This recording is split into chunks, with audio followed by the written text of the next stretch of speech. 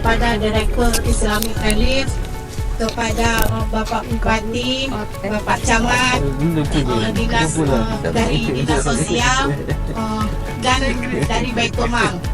Saya mengucapkan banyak terima kasih atas bantuan yang sudah saudara-saudara saya berikan kepada saya. Saya sangat bersyukur atas bantuan ini. Saya sudah bisa merasakan kehidupan yang nyaman. Sebelumnya mungkin saya merasakan kalau udah musim angin, hujan, saya merasa agak tidak nyaman karena rumah saya kalau bisa dibilang memang sudah layak diganti, cuma saya belum ada rezeki untuk menggantikannya.